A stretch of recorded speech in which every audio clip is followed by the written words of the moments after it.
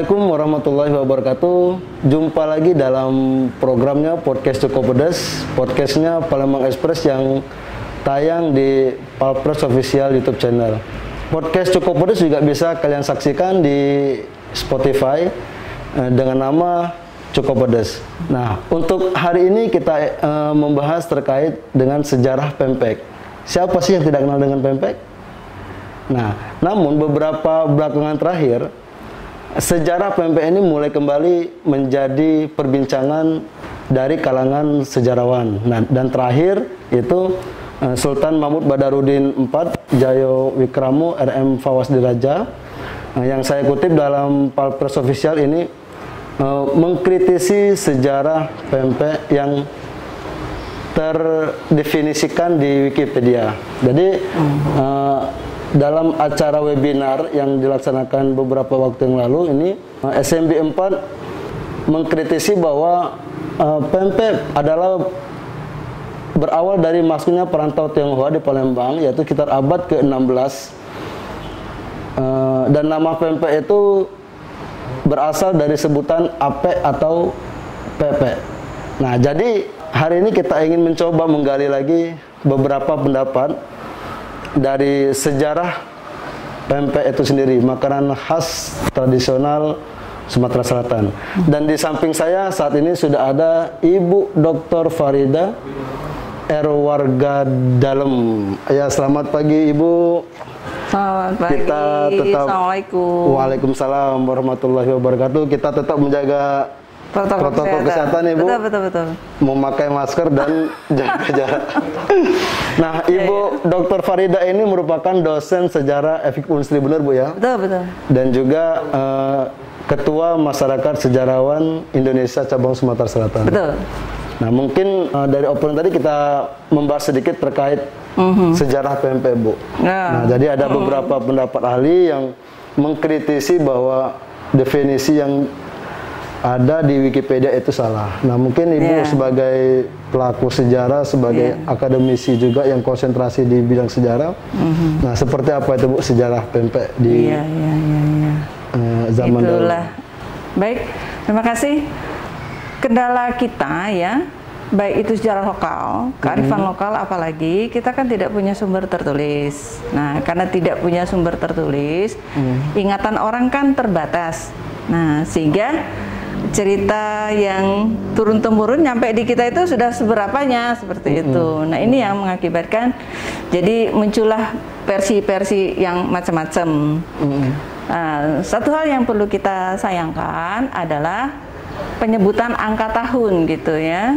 Jadi kalau memang ada datanya soal penyebutan angka tahun itu tidak jadi masalah, tetapi setiap sumber itu kan perlu diverifikasi, perlu dikritik, intern dan eksternnya itu perlu dikritik, seberapa benar tingkat kesahihannya itu, valid nggak datanya itu, seperti itu ya. Kaitannya dengan pempek itu saya sudah beberapa kali ya ikut membahas pempek, baik sebagai narasumber maupun sebagai pembahas. Satu hal yang ingin kita kemukakan bahwa yang namanya empek-empek itu berasal dari sini, itu aja. Dari Palembang. Di dunia itu hanya ada satu pempek, yaitu Palembang. Jadi kalau ada pihak-pihak lain yang mengklaim, itu kita yang harus mampu menggugurkan itu. Salah satunya apa? Pempek dari bangun tidur, tapi tidur lagi, ya dimakan. Ya, kalau masyarakat luar kan mau makan bangun tidur itu, wah, mules lah, inilah. Kalau orang Palembang itu ngantuk, melek. Nah, istilah itu. Kalau tapi sudah ketemu apa, pempek. kalau pempek itu asal dari Palembang?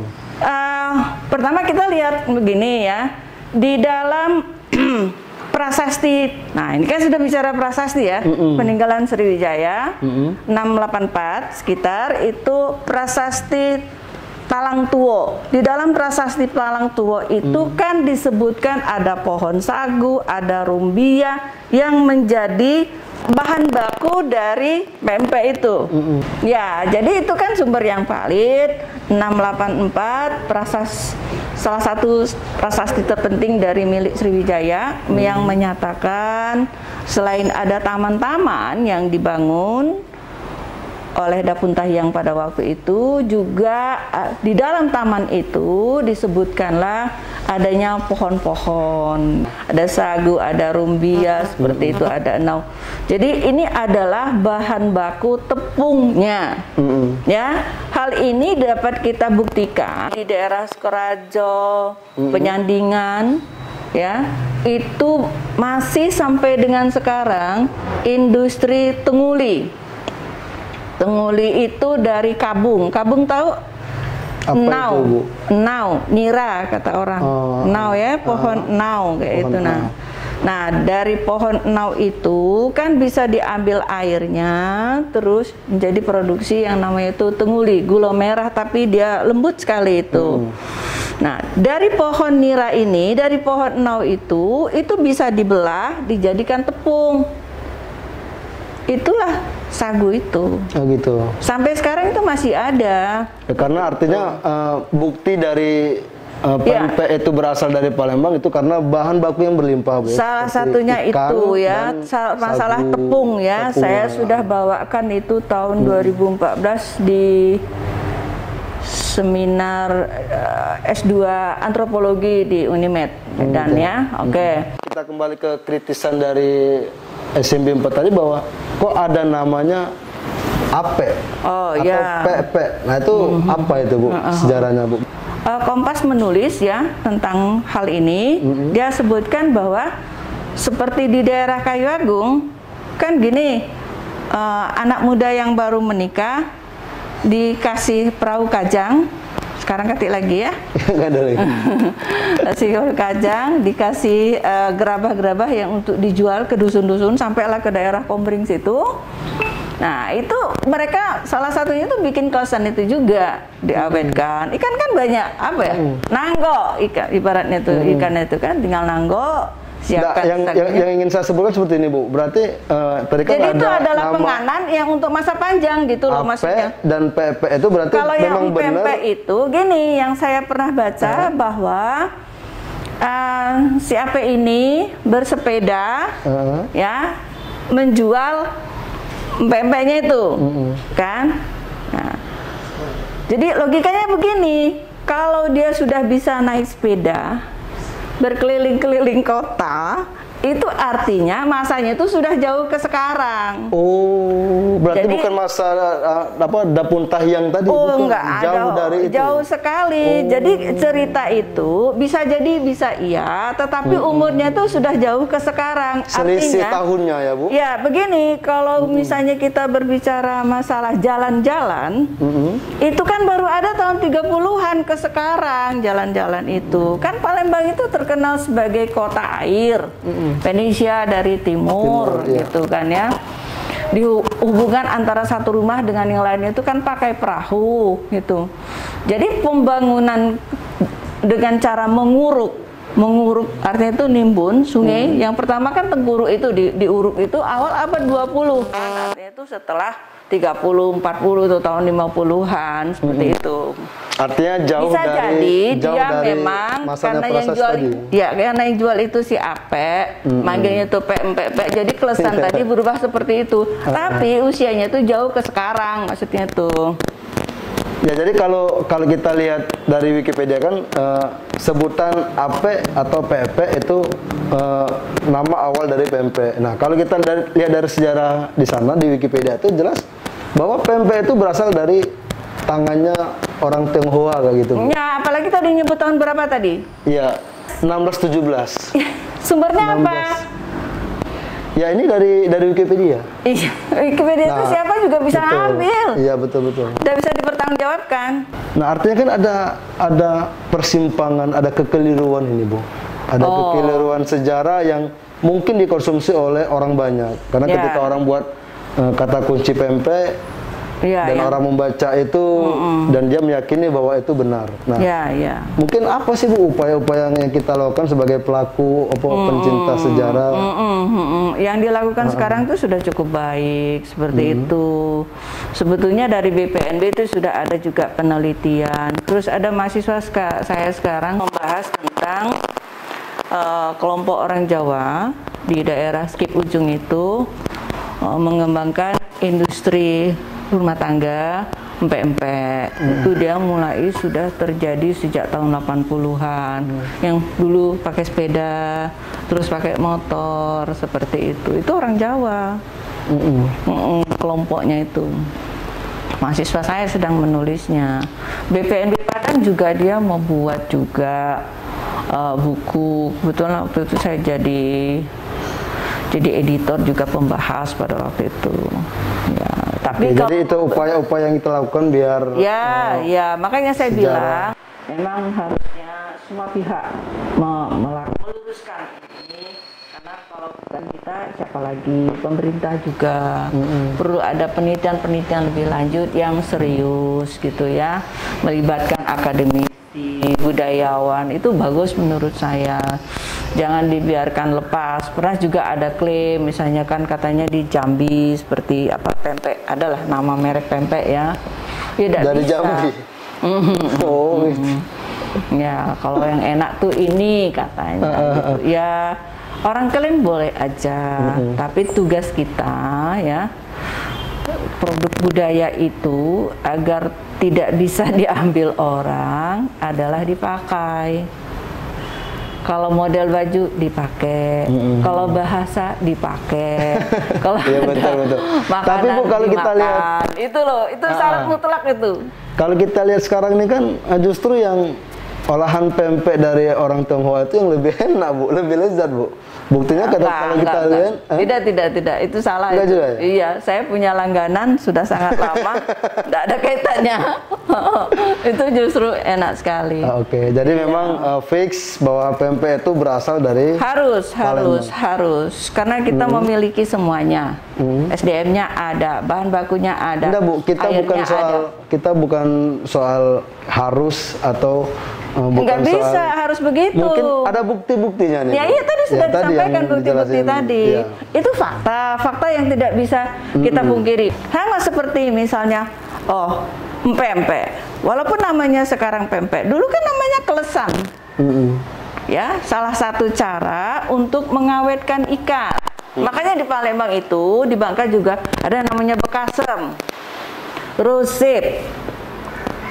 Itu kan semuanya fermentasi ikan. Iya. Mengapa bisa difermentasi? Karena jumlahnya banyak sekali, berlimpah.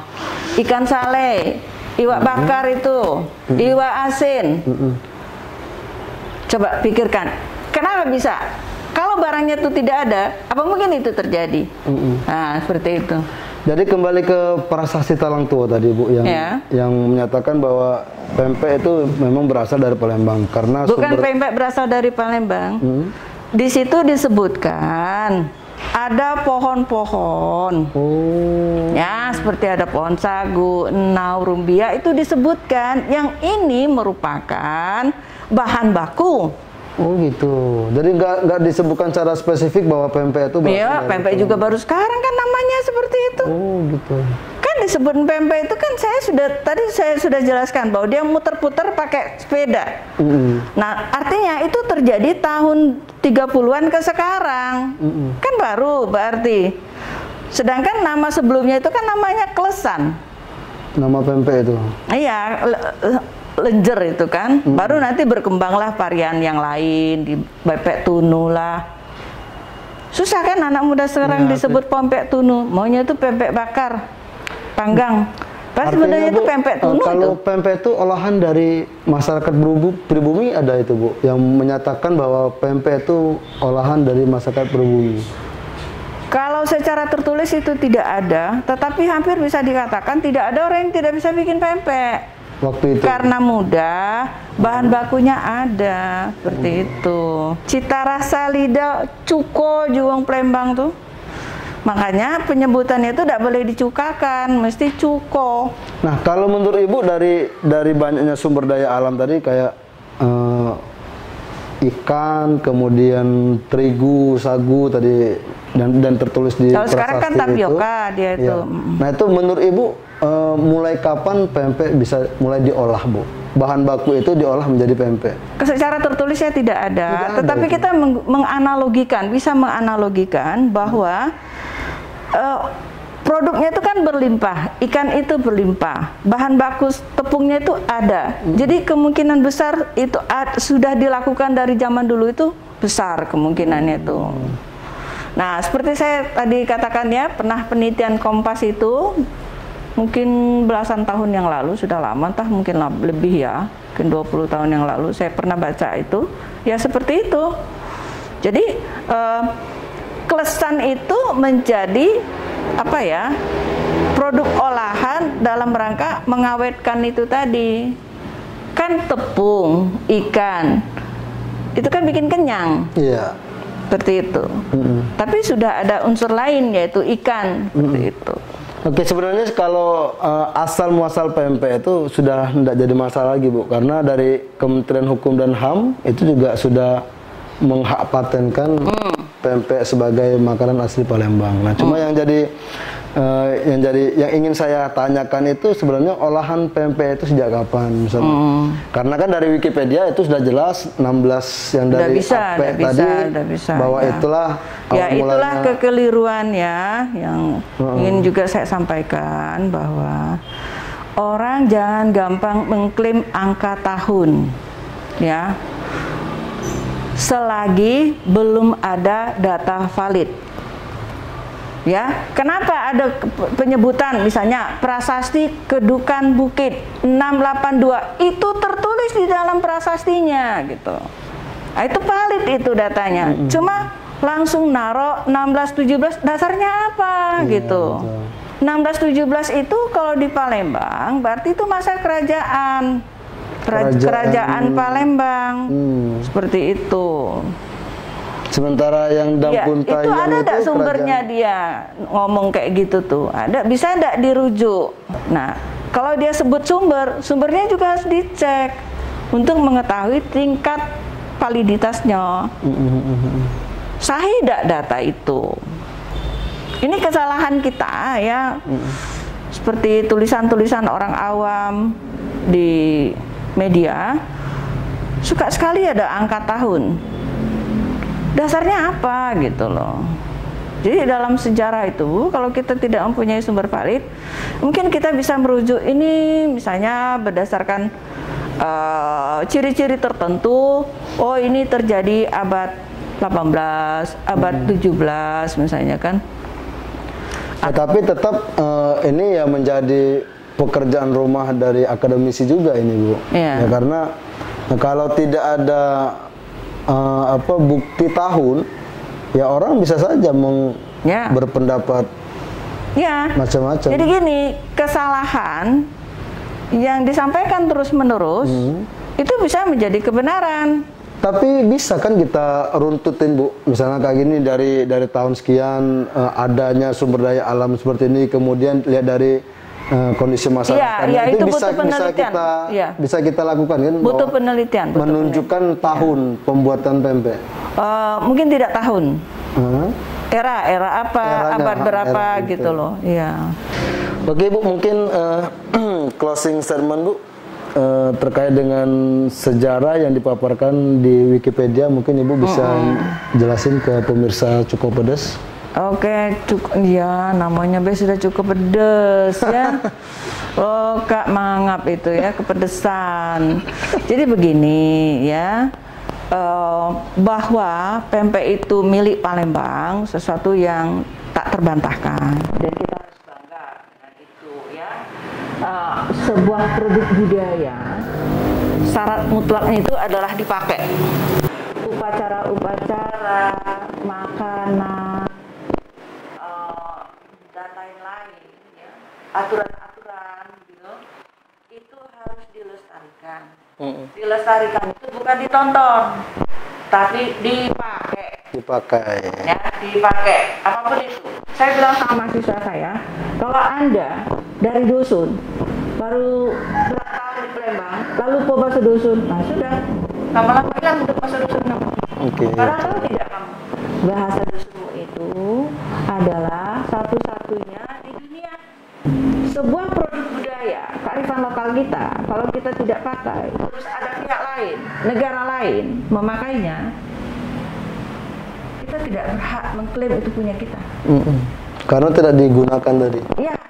Kadang-kadang generasi muda karena krisis percaya diri, malu, dusun malu, iya betul. berbusana daerah malu, menggunakan apa misalnya ya, yang bawa-bawa dusun tuh seolah-olah itu ketinggalan. Karena itulah keunikan kita, itulah ciri khas kita. Coba kalau kita ke daerah lain ya, apa yang kita cari? Cari mall. Di mana-mana banyak mall. Banyak mall. Pasti kita akan mencari makanan khasnya apa, bangunan khasnya seperti apa, terus budayanya yang asli itu seperti apa, busana yang asli itu seperti apa, tarian-tarian, kesenian-kesenian. Orang Barat juga ke sini juga seperti itu. Iya betul. Kenapa kita kepingin banget ski? Karena kita tidak punya. Kenapa kita ingin banget kalau foto di bawah Menara Eiffel itu rasa bangganya? Karena kita tidak punya. Begitu juga mereka. Mereka sangat bangga dengan budaya Indonesia, sangat senang. Karena mereka tidak punya, tidak dihargai.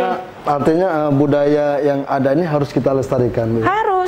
Karena tidak mungkin kita minta lestarikan pada orang lain. Ya biar apa? Biar tidak bisa diklaim oleh orang lain. Bukan masalah tidak diklaim, hilang. Hilang. Iya. Jadi kalau kita sudah kehilangan identitas ya sudah, mengais-ngais. Cuma tidak dapat. Itu penting banget. Pada generasi muda itu harus kita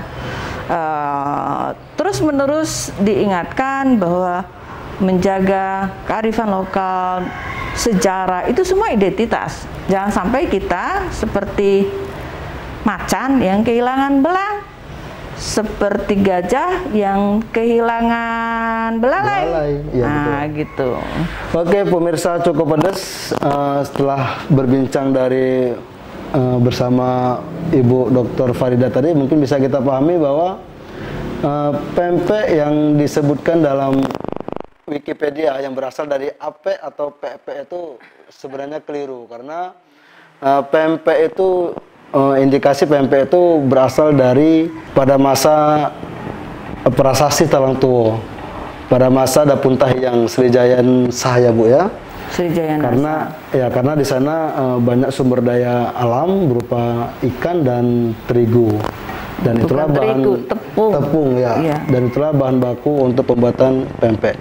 Oke, demikianlah pemirsa Cukup Pedas pembahasan kita kali ini. Terima kasih banyak Ibu Dr. Farida sudah berkenan hadir dan mengisi acara kita.